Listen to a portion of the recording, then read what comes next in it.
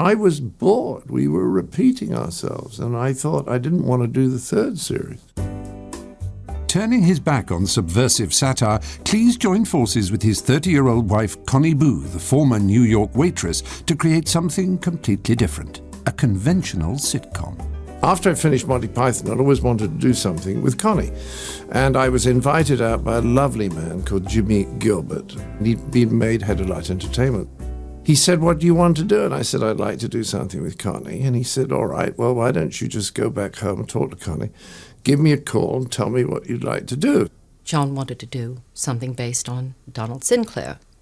So he asked me if I wanted to have a go with him at writing a pilot. And we'd enjoyed the bit of writing that we'd done together. I think the fact that we were husband and wife, that, there aren't many places you can't go. And John really could make me laugh. I think he'd always said that he would write with Connie at some point, and I think it was just a relief not to have to write with Graham, quite honestly.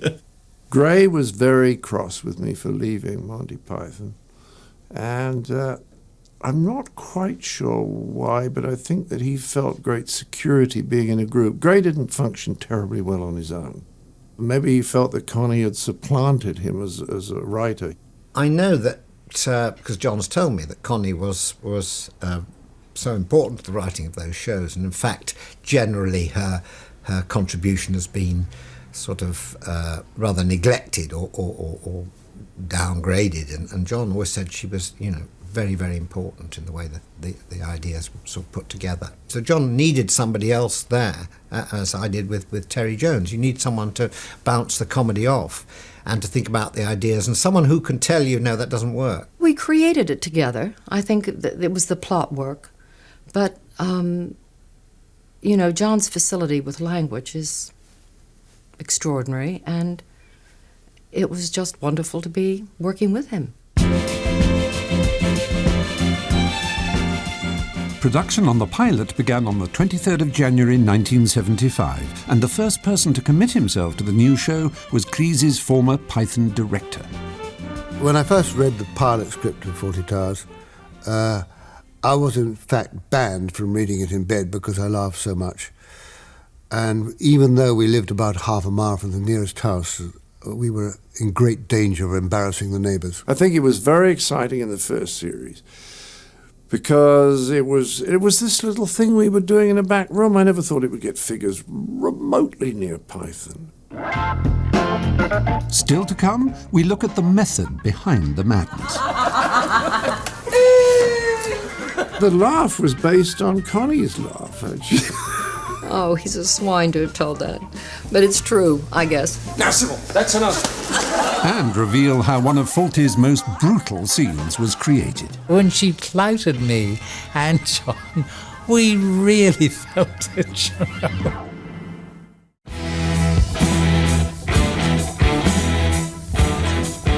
The year is 1975.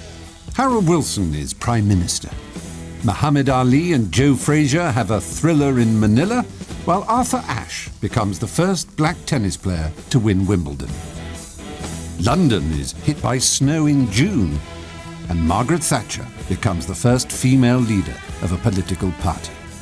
But this isn't why 1975 is a landmark year. It's the year that Fawlty Towers makes its debut, September the 19th, to be exact. Particularly to establish his snobbery, but then that was there, and it was kind of an obvious start. It was cartoony, but there was an awful reality about it as well. Totally bought into the English class system. If I'd married a duke, duke's daughter, I'm sorry, or a duke, but a duke's daughter, he would have creamed his jeans. He could have gone straight out and shot him. Class, quite different from being middle class. He was lower middle class, aspirational. Millions of people were like that. Millions of people like that actually then, at the end of the decade, put Margaret Thatcher into power. So it had a great sort of force in terms of social history, what was going on then. He is a hotel owner. And one of the fascinating things is the way that Sybil keeps pulling him back to it. keeping a tight rein on her stick insect of a husband is Sybil Fawlty. Prue, we weren't sure how the character was going to be played. And at the first read-through, after the first day, we left rehearsal, and Connie and I said, well, what do you feel about Prue's performance? And we were both a bit worried because it wasn't what we had in mind. I thought Sybil was going to be really difficult to cast, and so we were extremely lucky to get Prue. Because she's complicated. She's bright, but she's daft. She's steely, but she's frivolous. She's decent and annihilating. And by the second day, our worries completely disappeared because we saw what she was doing and we realized it was better than what we'd had in our minds. But the interesting thing is, and I'm not even sure that Prue knows this, and I hope she won't mind, I was not so familiar with her work in those days. Just before we got into writing it, we went to see a very funny woman called Bridget Turner. And Connie and I said we should offer this to Bridget, and we sent the script off. And Bridget wrote a very nice, or just sent a message back saying she didn't feel it was right for her. And so she passed on it. So we said to John Howard Davis, we don't know, who do you suggest? He said, well, I think you should use Prue Scales. Hello, dear. What you doing? I'm kissing you, dear. Well, don't. At 43, Prunella Scales was already a veteran of the stage and screen. Sybil was to become her most infamous and celebrated creation. Hello, dear. Was in bed with flu, and I was shown up to his room, and there he was in bed, and he said, what did you think of the script? And I said, I think it's absolutely brilliant. And he said, oh, good. Any questions? And I said, yes, why did they get married? And he said, oh, God, I thought it was rare that perhaps she wasn't as posh as he was. And what she fell for was his sort of upper-class manner and accent and everything. All I said to her pretty early on was she's the sort of woman that could make love and paint her nails at the same time. And her class was self-evident. The shiny, tight skirts, the pretentious golf, the high heels, and the complete and utter control of her man. Basil! Don't you dare give me any more of those pathetic lies! The heels and the tight-fitting skirts, and that was based on somebody I'd known in the business as a child, you know, the sort of things she wore. Well, Uncle Ted comes in with his crate of brown ale and... The laugh was based on Connie's laugh, actually. Oh, he's a swine to have told that. But it's true, I guess. I remember I had an acting teacher in New York who said, I really hate your laugh, Connie.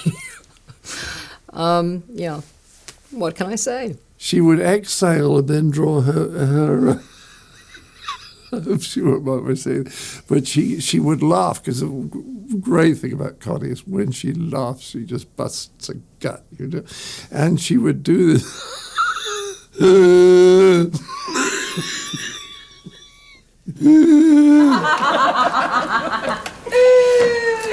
So we incorporated that. Somebody machine gunning a seal, remember?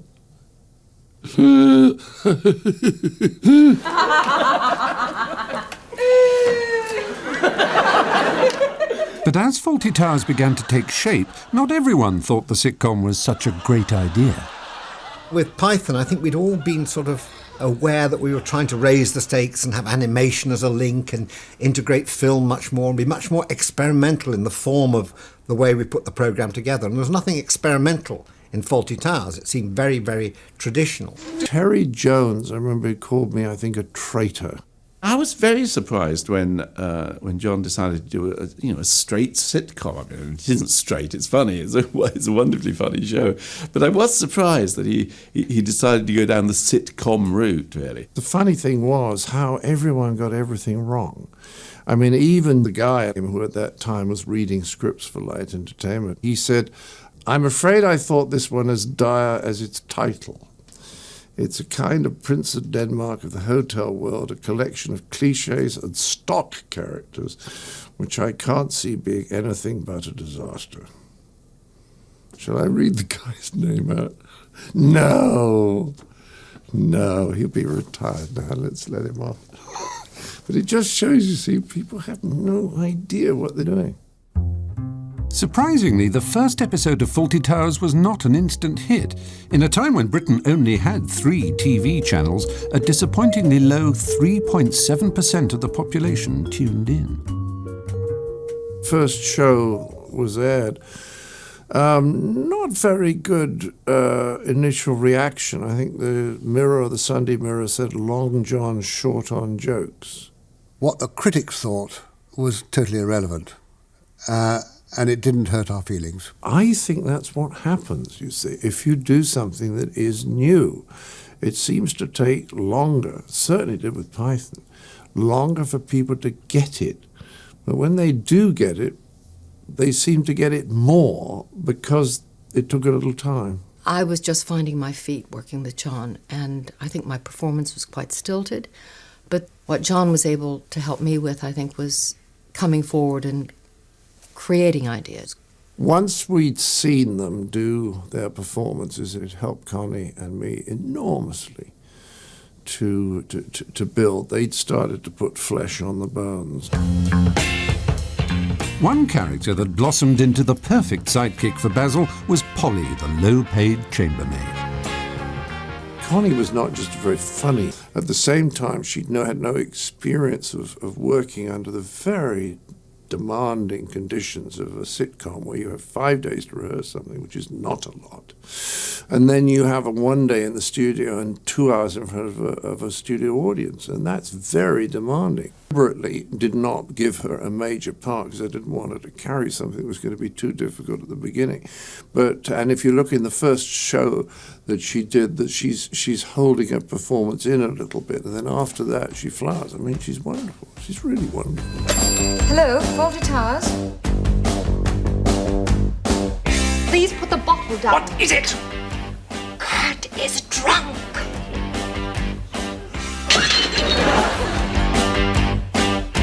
Under the table. No!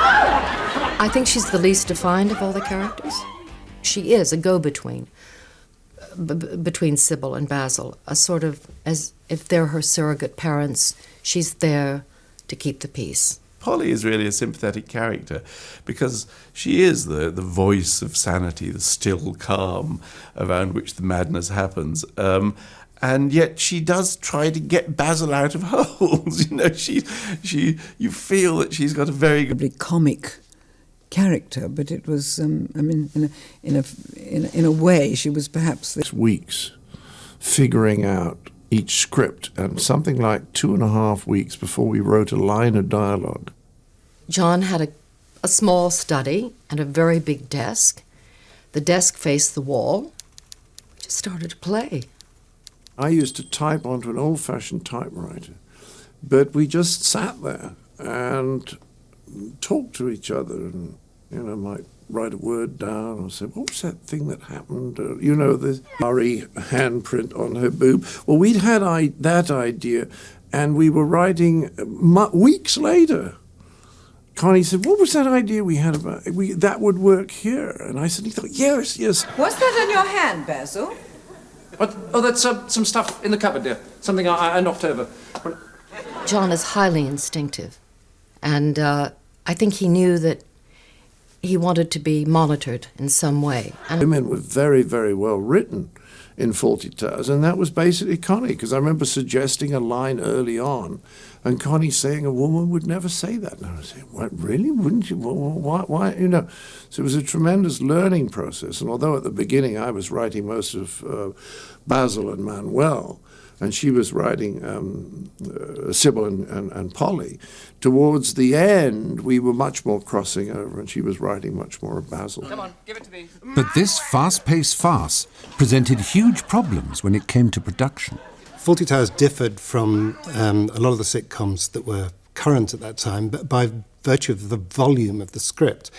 The average sitcom script was somewhere between 60 and 70 pages. These scripts ran 120, 130 pages. Most of the episodes were too long, so Connie and John had to go off and rewrite them. And In fact, I think they're still too longer than the normal. I mean, it's not 29 minutes, 30 seconds, it's 35 minutes, all that sort of thing. In fact, none of the 12 Fawlty Towers episodes ran to their allotted 30-minute time slot.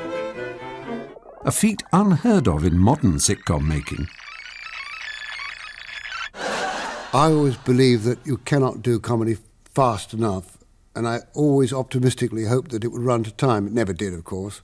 Performing of the series was always difficult. We were under enormous pressure with the rehearsal, and because it was a farce and the timing was so important and it was physically a very demanding show. I think it was tough on everybody. Mr. Thurston is the gentleman I'm dealing with at the moment. What? Mr. Richards is the gentleman... Oh... It was the first sitcom I ever did, where you rehearsed all day and you got the thing right. John's huge involvement and desire for perfection and get it absolutely right. And it's there in the end product. We got Monday off. On Tuesday morning we met and read and blocked it. If you didn't really know it by Wednesday morning, that was trouble. Yes, it was discipline. It had to be. We had to get through a lot of script. Not in my case, because actually, if you analyse my part, it's not big. That's a rat. No, it's hamster. It's a rat, of course it's a rat. You have rats in Spain, don't you? Or did Franco have them all shot? It's pigeon. It's a rat. It's not a pigeon, it's a hamster.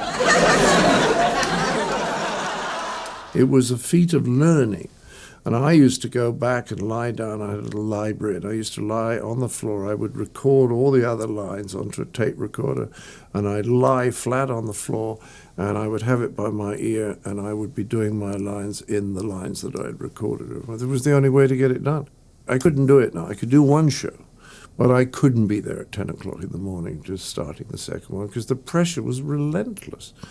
And people said to me, "Did you enjoy it?" And I used to say to them, I didn't have time. Although most of the filming was confined to the BBC studios, the team did venture out on the odd occasion. That obviously upset us very much. Otherwise it would be only half as much fun, wouldn't it? No, but to be serious, it was taken very well by the broad majority of the German audiences. One of the best moments of my life was standing in the Atlantic Hotel in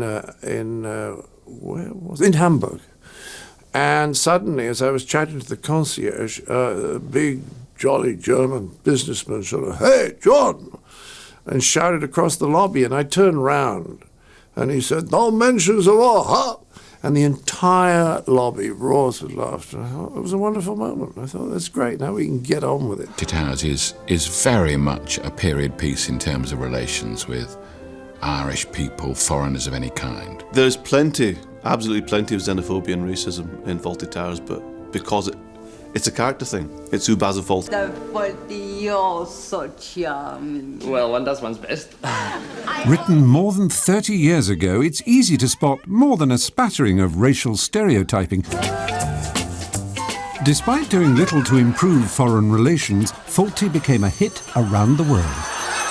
It's always been a mystery to me why certain shows work abroad. My only answer is, I think it may apply to Python too, is that I think we may have hit what they call archetypes.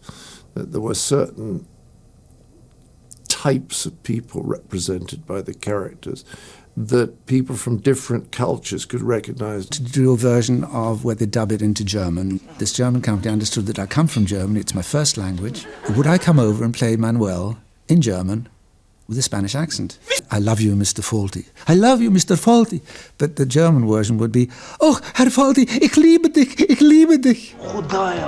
Attempts have also been made to remake this bastion of British comedy. My God, ये तो drop scene की तरफ जा रहे हैं. अब inspector Khwaja Sahab आ जाएंगे. हमारा मिशन तो अधूरा रह गया यार. अब बस है, फिर तनख्वाह काटता हूँ तो रोते हो. When people have tried to remake it, it's never worked, considerably to my disappointment. I mean, when the Germans redid it, they did it superbly. Chef? Kann ich jetzt endlich einen Gin Tonic und einen Whisky Sauer bekommen? Sauer? the network just thought it was too expensive, I think. There is only this unique character of Basil Fawlty and the one and only John Cleese, and maybe one came to the conclusion that it wouldn't work as well with another personality, another hotel, in another setting. I mean, it was extraordinary when the Americans tried to remake Fawlty Towers. It surprised me that they never asked me for any advice or help or comments, and it wasn't any good. Whispering Pines presents to you Pacific Ocean Duck. Is this some kind of joke? Yes. The really bizarre one was when I met someone at a weekend house party, and they said, "Oh, we have the rights for Fawlty Towers, and we're going to remake it." I was delighted. I said, "Great! Well, I hope we make it work this time." And we said, "We got." I said, "But there's one or two problems. Like, are Americans familiar with these little family hotels?" They said, "Oh, yeah, it's not a problem." I said, "Were you going to make any changes?" And they said, "Well, we're just making one change, really. We're going to write Basil out." And I remember thinking, did he say that? And B. Arthur did it. It was called Amanda's. And they took the funny lines and gave them all to B. Arthur when all the motivation for the funny lines no longer existed. Ever did they win? By bagging 2 awards for Best Sitcom and Best Comedy Performance by Cleese. But of all the people who've helped me this year, I should, most of all, like to thank me, without whom, quite honestly, I could never have hoped to win this fairly great honour. So thank you, me. Thank you very much indeed. And now, although I can't be with you, I have arranged for the award to be collected. So if we could close the door now, it's getting a little cold. Thank you so much. A second series was swiftly commissioned, but the writing went on hold as John rejoined his Python pals for a sellout tour and to shoot their latest film, Life of Brian. It would take a staggering 4 years for Fawlty to return.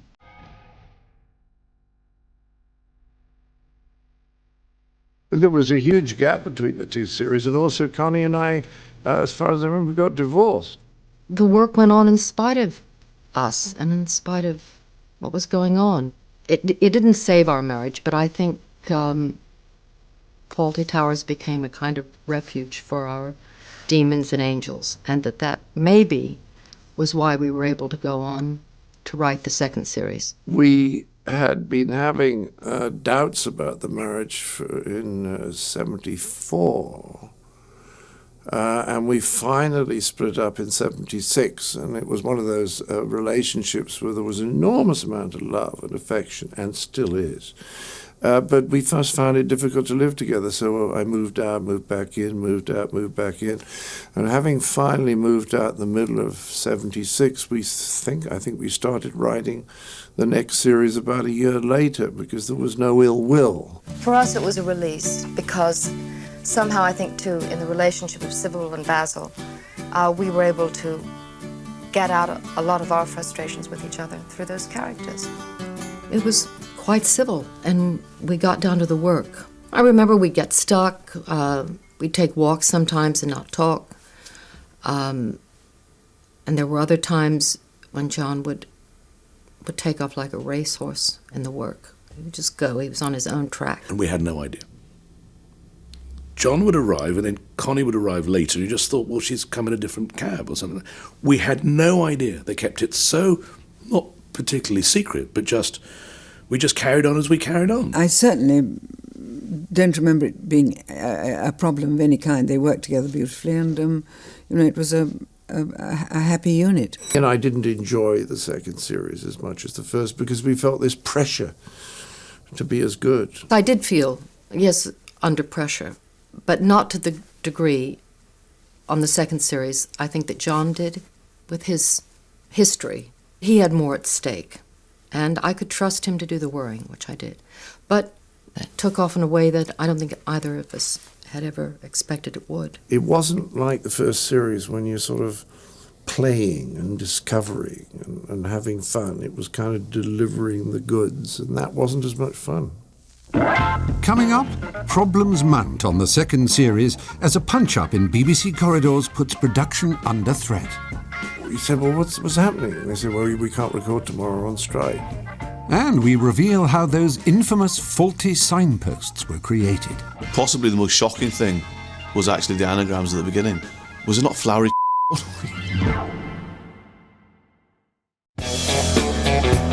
This is Fawlty Towers, the hotel that guests hate to stay at, but view... Quite well. I don't think you could see the joins. It was in some ways more polished, but I'm only saying this because I directed the first series, that I thought the first series by and large was funnier. John would probably disagree. Now, the second series was quite different because we knew that the first series was very good and people remembered it, as they often do, as being better than it was. So even if it was there, people remembered it as being there. So we realized that the new shows have got to be there. And by and large, I think the second series programs are better than the first. With this new series came a new face, a cheerful Cockney chef called Terry, played by Brian. I think that Connie and I felt that after 6 episodes, somehow we need... Oh, my God. He was cocky and sturdier than Manuel, wasn't he? And a little bit slippery. Brian was an absolute sweetie. He said, you gave me the key to this character. And I said, did I? And he said, don't you remember? I came up and I asked you at the very beginning of the first episode, what's the key to Terry? And he said, he's a police after him. And once he had that, he knew how to play it. And he just fitted in so beautifully. So our new chef just left, just popped out for a quick prayer, I expect. As well as fresh faces, the second series gave a greater insight into its characters. Problem with sex, because he's not getting it. You see, I don't think Basil and Sybil have actually had it for quite a considerable time. And the dead giveaway, to me, is that they are in twin beds. I suppose the oddest thing about them is the bedroom. I mean, even Morecambe and Wise slept in the same bed. The primary emotion is that the poor fellow is unloved. And he feels unloved, and therefore he is constantly... We were both in group therapy at that time, family, marital group therapy. And whether, again, indirectly, the whole idea of having a psychiatrist in that episode and what it would do to Basil and all the sexual difficulties, that was just very funny. There was the extraordinary encounter with the psychiatrist, where he thinks he's asking about how often he has sex. Now, the sort of sophisticated angle there is that Basil Fawlty is actually obsessed by sex, which he would be because of them having sex is quite a nerve-wracking idea. And the most extraordinary thing happened. There was a strike at the BBC because a rigger punched a BBC executive, and immediately it was all out. And he said, well, what's happening? And they said, well, we can't record tomorrow on strike. The rigger was duly dismissed, and this being strike-ridden 1979, the BBC union swiftly took industrial action. Production staff downed tools and walked out for 7 days. They came back, they said, it's been settled. We'll be recording again next week. The character eventually played by Ken Campbell was being played by a lovely actor called Julian Holloway. But Julian Holloway said, I can't do it next week. I've got another job, I can't get out of it. Well, I said, what do we do? He said, well, we have to recast. So we brought Ken Campbell in, who was wonderful. Yeah. You know, it's needling Basil. And the way it builds, everyone's so concerned about Sybil. They've got to see Sybil. And, oh, it's excruciating the way it mounts, and the nuts and the wine. Oh, it just... I think it's wonderful. Nice thing was we had 2 weeks to rehearse it. You see, Ken was able to come in. The rest of us knew the part. And it was the one time that we really began to get relaxed because we'd done the lines enough times to really relax. And I think it has some of the best performing we ever did in that particular show. And I can't bear looking at anything that I'm in. But also I can see I was nervous because it is quite nerve-wracking being a guest on something, especially something... Ordinarily sad moment when you see Sybil's vulnerability. We've had a fight and she's sort of trying to make it up. And you realise that actually she is emotionally quite dependent on him. I'm going now, Basil. I think it's best, don't you? All right, dear. She's kind of trying to establish connection with Basil, but Basil is in the thralls of extreme embarrassment and only has one thought in mind, which is to get her out of the hotel before all the guests discover that she's not upstairs in bed at all, and that must be someone else. What's this woman doing with this man? I mean, why does she stick it out? Obviously, there is a deep-rooted affection that they have for each other.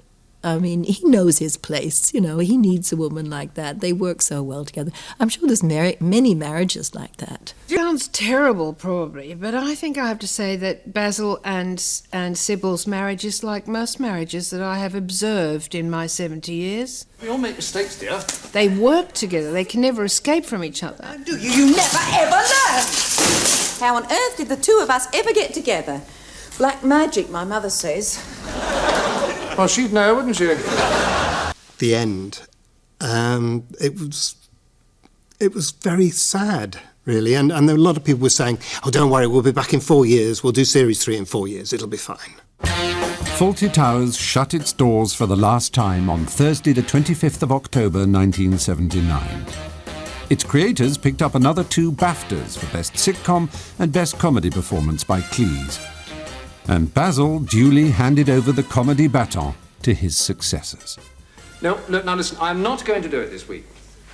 Well, you've got to have something. I mean, what about edited motocross highlights or Horse of the Year show or inter-counties basket weaving or something? Well, how about a cheap tatty review? All right, that suits you. Cheap tatty review, then. Stand by and shoot! They offered John everything to do another series, and he said no, that we had 2 series of 6. And if you do a 3rd series, and it's not as good as the other 2, you then devalue the currency of the first 2. Although only a dozen shows were ever aired, rumours persist of a legendary lost episode lurking in a dusty BBC building somewhere.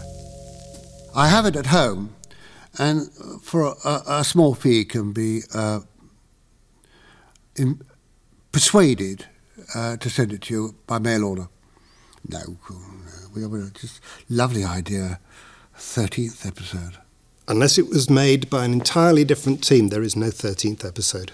No, we wrote 6 in the first series and 6 in the second, and then Connie and I looked at each other and we thought we'd done it. We didn't want to have that pressure to be as good again. We would have failed. People would have said it was very funny, but it wasn't as good as the first 2 series, so what was the point of doing it? I said, would you ever think of writing some more? He said, yeah, I suppose I could. I said, key question, would you do it without Connie? He said, no. And I think her contribution was much bigger than people believe. I think it was absolutely right, true, that covering the 2 taboo subjects, we'd done it, and it felt like there were, 3 sort of situations within each half hour, so it felt like a lot more than 12 episodes, I think. I don't think by then John and I could have gone on working together. I think we felt we'd done it. 30 years after this hopeless hotel closed up for good, Fawlty Towers retains an affectionate place in the hearts of the British nation. Can't very well say no to John anyway, because he's so much bigger than me. Of love that evening was so wonderful, and you could tell it with him as well. And I said to him afterwards, I said, that was the old John, wasn't he? He said, what do you mean the old John? I said, you should be back here, mate. He always feels that Michael Palin's become a national institution, and he would have done if he'd stayed. Not that he's jealous of Michael, they're still great friends. Tantalising though it was to have Basil back, what the public craves is for Fawlty Towers to open its doors once more for another series. I was constantly being asked by the public, are there going to be any more? That's the favourite question of fans. How are they going to be? Is John going to write some more? My only sadness is that they didn't go on to write at least another 12. Then we could have had 24 to watch and watch and watch. The only idea that Connie and I ever had for an extension of Basil was that Manuel has left and set up an establishment in Spain, and Sybil and Basil decide that they're going to go and visit him, which I think would be fun. And I thought that what happened was Basil has the usual appalling experience at Heathrow or some other terminal where a hijacker tries to hijack the flight, and Basil becomes so furious that he actually overcomes the hijacker and becomes a hero.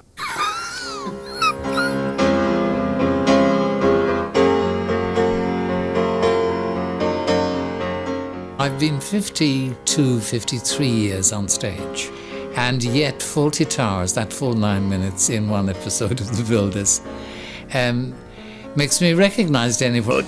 Out! Everybody out! Come on upstairs, pack your bags, adios, out!